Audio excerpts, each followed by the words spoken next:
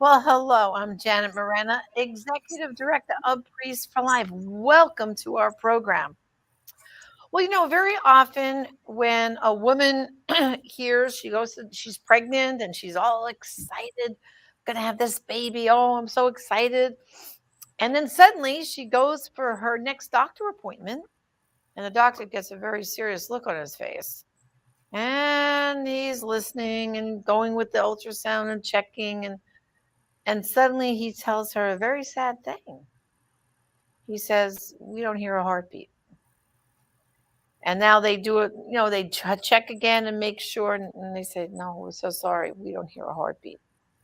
And then usually what happens, they schedule her for a procedure to go in. And very often, if it's an early part of her pregnancy, she'll have a DNC or she'll have to, if it's a later on pregnancy, in her pregnancy, she'll have to deliver her stillborn baby.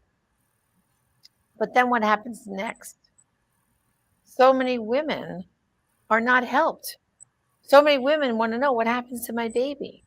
Don't I get to bury my baby? What rights do I have? What can I do? Well, joining me today is a woman who, through her own experience, founded a ministry that I know could help many of you, and you could spread the word to help so many other women. So, joining me today is Donna Murphy from Heaven's Gain Ministries. Welcome to the program. Thank you so much for having me on. Well, like I alluded to, Donna, you yourself had miscarriage experience. Why don't you just give us a snapshot about what that was like?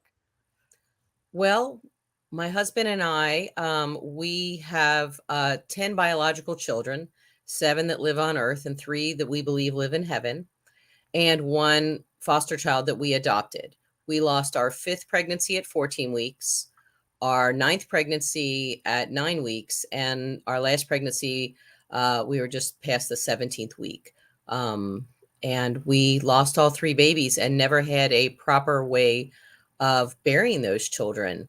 The first 2 were just put into jars and we placed them in the ground. And the last one, we went to 4 funeral homes and 2 cemeteries and said, we're going to deliver an 8-inch long baby tomorrow. Can you order something for us to bury him in? And they said nothing has ever been made for babies that small. It's so sad.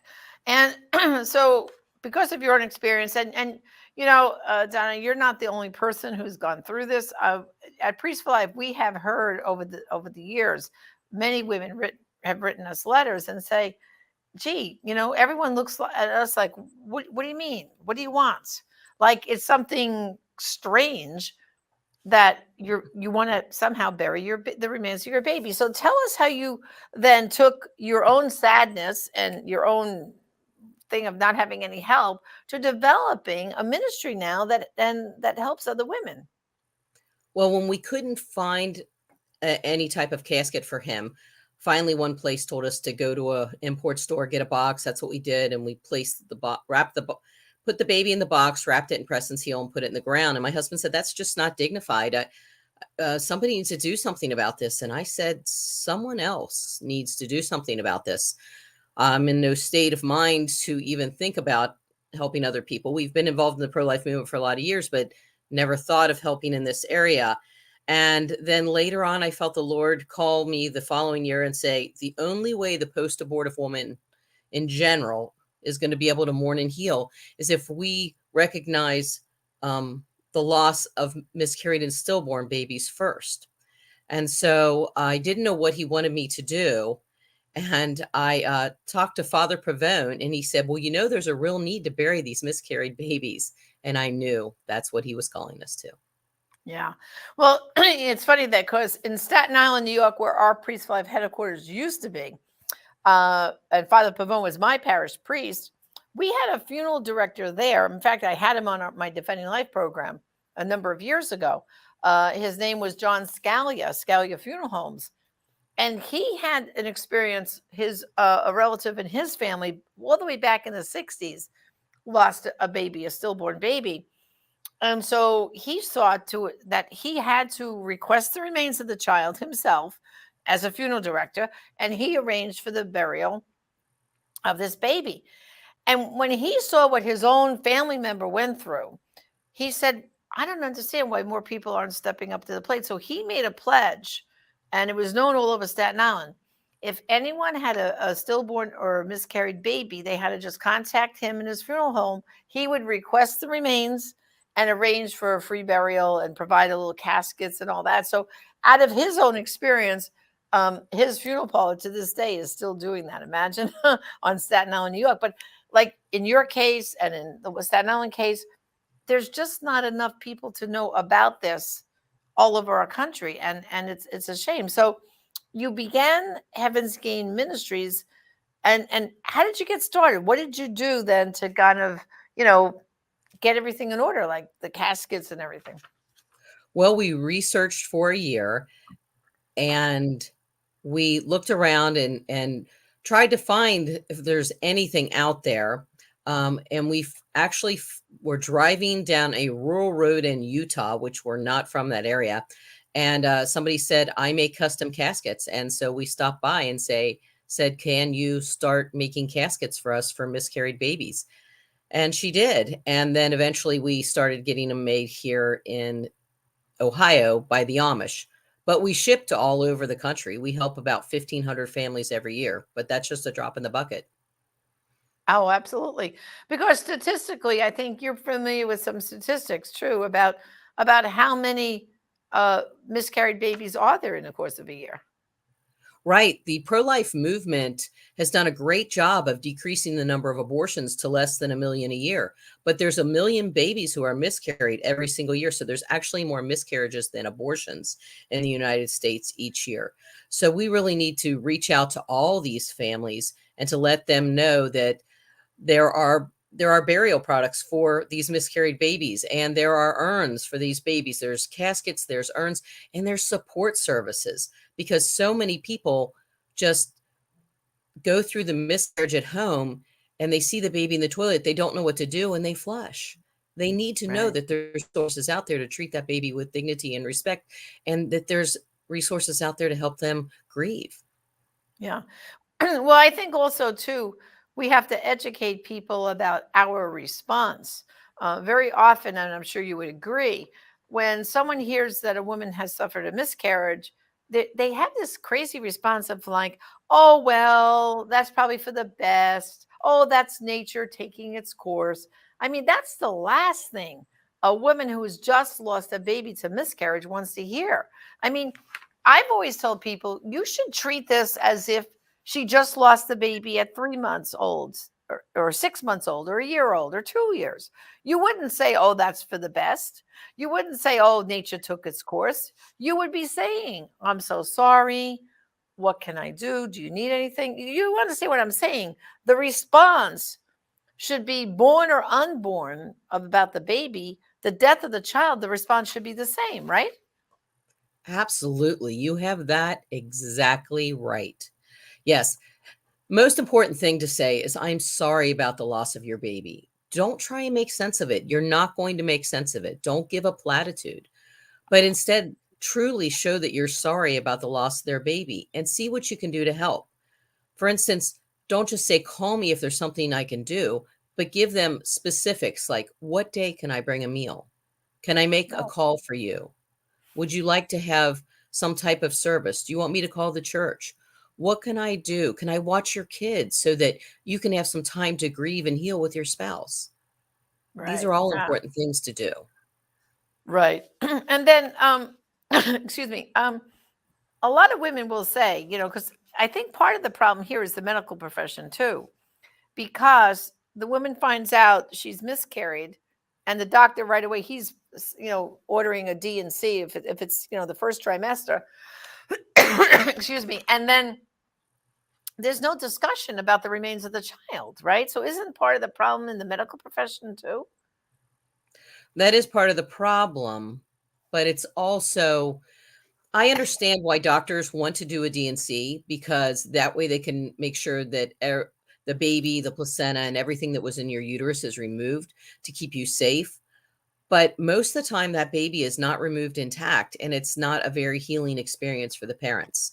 And so It may take 3 or 4 weeks after that baby has died for that woman to pass that baby at home, but that might be something that she's interested in, and I would like it if doctors would say, "Hey, you can try and miscarry at home, but if it doesn't, nothing happens, then we always have a D&C to back it up."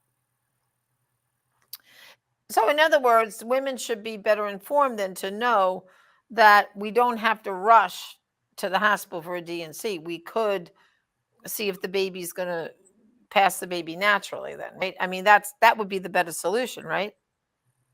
Absolutely. Yes. I was able to recover all of my children. Um, but the first two being miscarried at home and then the last one being delivered at the hospital.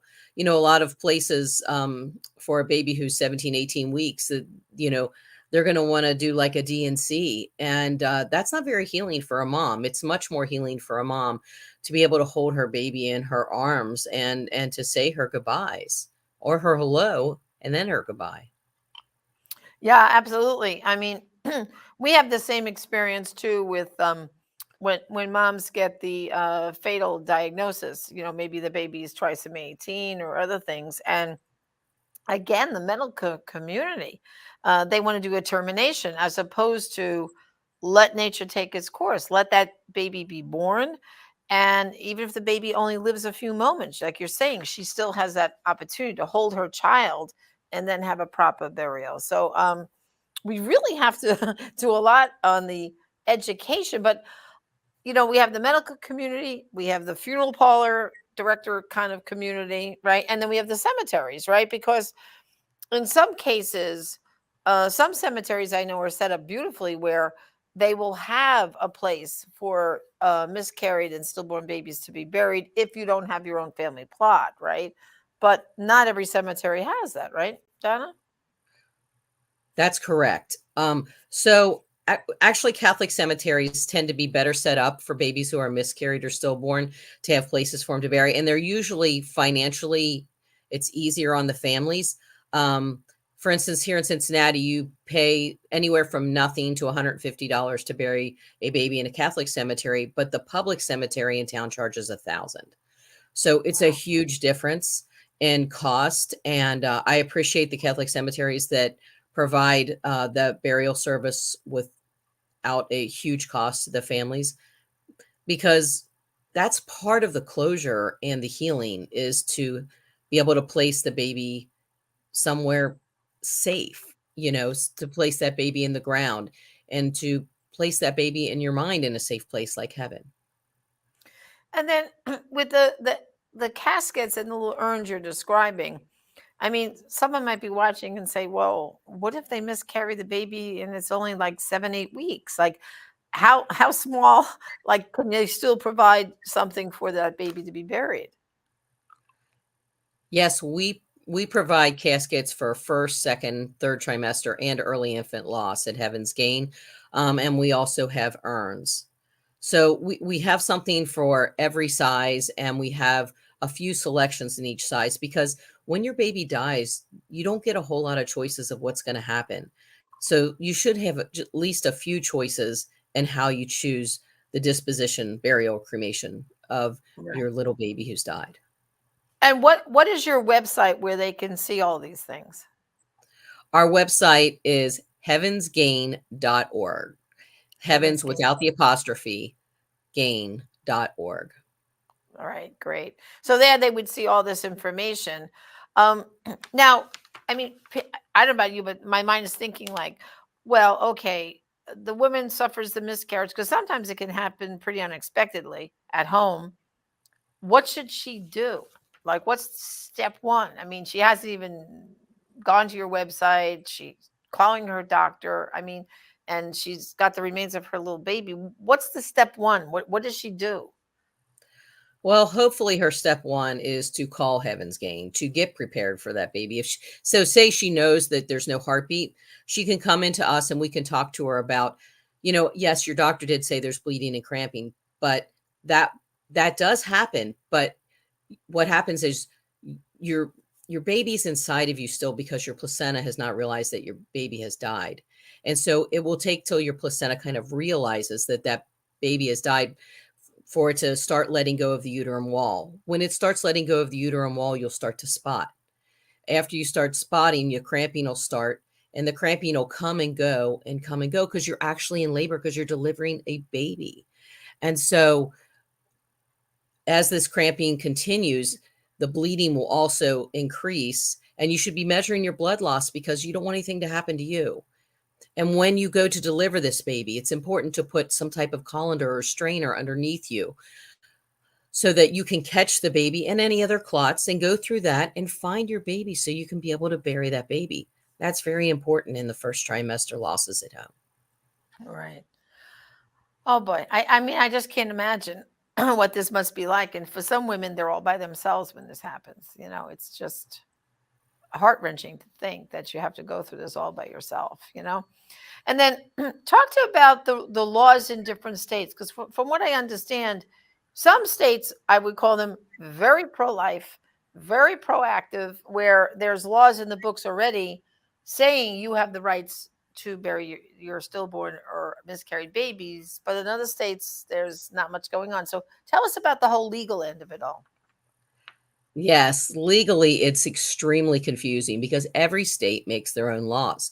So, if your baby is stillborn, in almost all states, you have the right to choose disposition. That means cremation or burial of your baby's remains. But if your baby is miscarried, you may or may not have any rights. In less than 20 states, do parents have the right to claim their baby's remains who has been miscarried.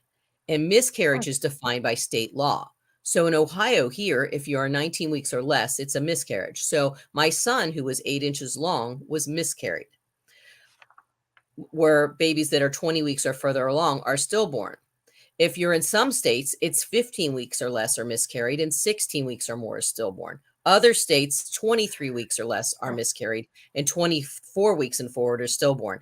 So the laws vary by state, and they also vary by if it's a miscarriage or stillbirth, which also varies by state. So it can be very confusing. But on our website, we have state laws for many of the states on miscarriage and stillbirth that help people in this situation.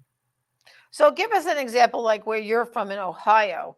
What does the laws on the books in Ohio state so that people can get an idea what do these laws say? So when we lost our son, Gabriel, in June of '06, there were no laws giving us the right to bury him. And we were just lucky that the hospital allowed us to take him to bury him. But in 2007, we helped write to the state along with a lot of other parents. And in 2008, the Parents Grieving Act was passed that allows parents at any gestational age in the state of Ohio, you can request your baby's remains and bury that baby or cremate that baby according to what you would like to do. Funeral home does have to get involved because there does need to be a fetal death certificate, and you can request that certificate, which a lot of people find important, that acknowledges that that baby really did die, that baby was human, that baby's life should be acknowledged. Wow.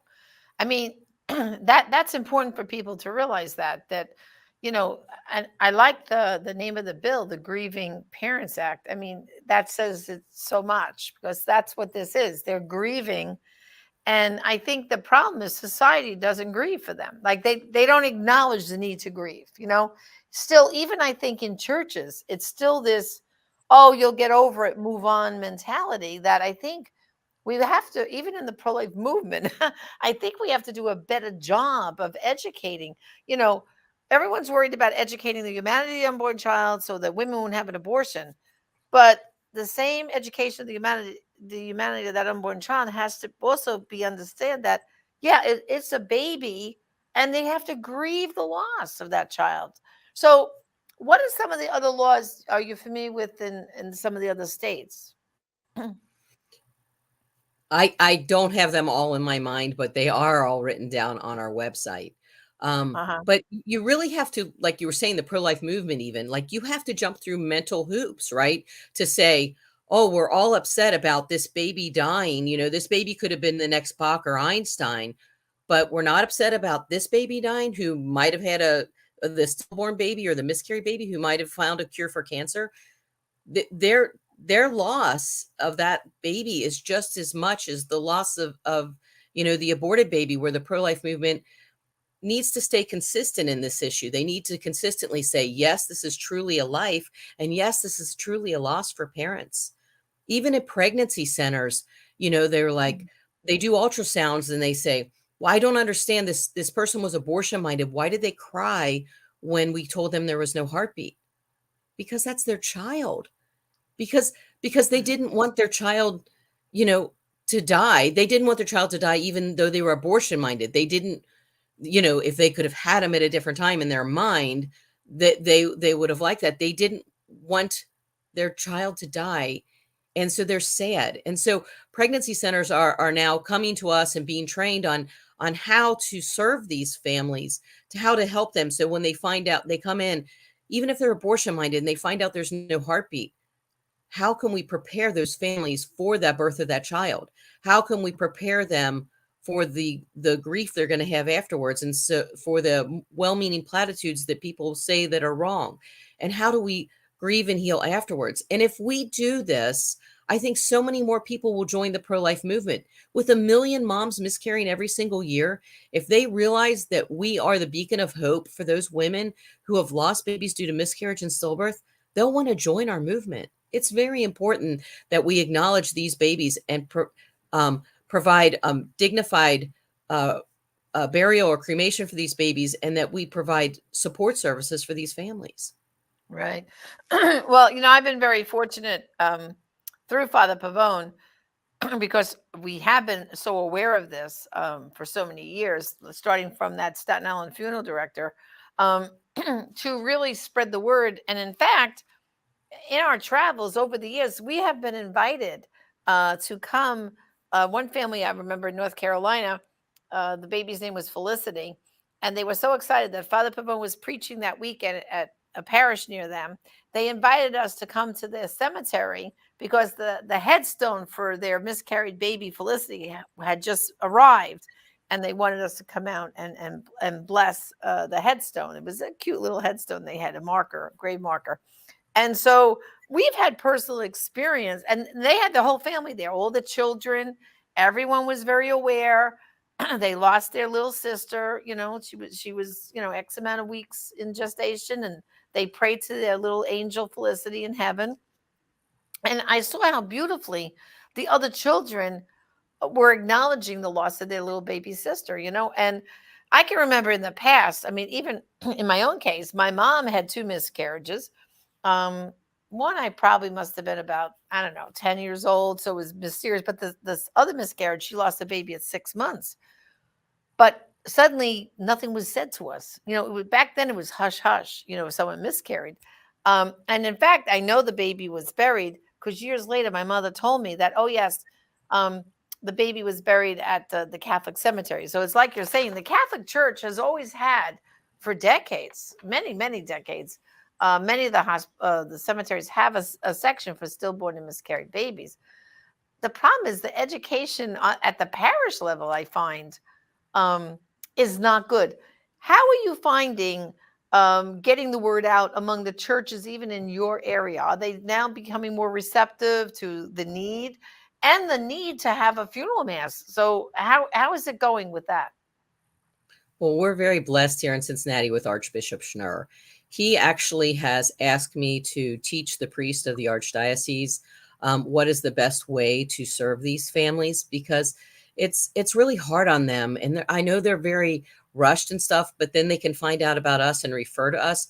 But some families, they get mad at God and they leave the church, and it's a real shame. These priests, if they could just say a few words to this family, acknowledge the loss, offer a funeral. That's what Archbishop Schnurr has asked us to do, asked the priests to do in the Archdiocese of Cincinnati, is to have a funeral for the babies who are lost due to miscarriage and stillbirth.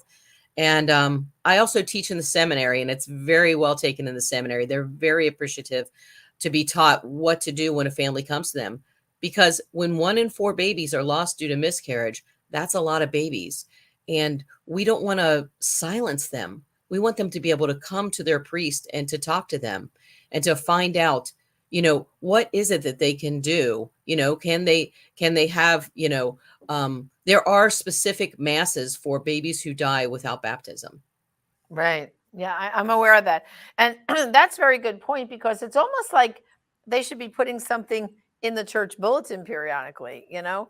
Um, if you've lost a baby to miscarriage or stillborn, please know we want to help you make funeral arrangements. Imagine if that was in the bulletin, people would go, oh, wow, I didn't know I could do that. You know, we really have to amp up the education. There's one final point I want to make, because, you know, Mother's Day is approaching, and maybe some priests and deacons might be listening. A degree of sensitivity. They always ask all the mothers and grandmothers to stand, right, on Mother's Day for a special blessing, which is beautiful. That's wonderful. We all stand. But why don't you also say, and any mother who suffered a pregnancy loss? Because if you say any mother who's suffered a pregnancy loss, now you're also going to include miscarried and stillborn and even aborted babies, so that nobody feels excluded. And the other point that you're making here is, if we truly are believing every life is sacred from conception to natural death, well, then why? And that's when you become a mother. You become a mommy at the moment of conception, just like he becomes a daddy. And so, therefore, you need to invite them all to stand, not just those who have living children, but the moms, the grandmothers, whether your children are living or deceased, anyone who suffered a pregnancy loss, you're still a mom. You were a mom to that baby. Please stand now for a special blessing. So I think, you know, Donna, we got to amp up the education, don't we? Absolutely. What you're saying is wonderful. I would love that if priests would do that in every parish. Another thing I think is really great is I think every year, if the pro-life group or the bereavement group could offer the Mass of the Holy Innocents for Right. those babies who have died Mhm. without baptism, like the babies who died in Bethlehem without baptism, I think that would just be a beautiful thing for every parish to do. But putting that in the bulletin is key. What you're saying is so very important. Right. Well, Donna, thank you for joining me. This is a wonderful ministry. May God truly bless you for all this wonderful work you're doing. And brothers and sisters, I hope you go to this website and spread the word, heavensgain.org. Go there today, talk to your parish priest, and let's spread this word. We know there's hurting moms out there, and we have to spread the word to them. So thank you for joining me. Thank you so much. God bless. Well, brothers and sisters, thank you for joining me too on another program. And until next time, just remember, there are some abortions only you can stop, some lives only you can save, and some moms only you can bring to healing. Join us again next time. Thank you.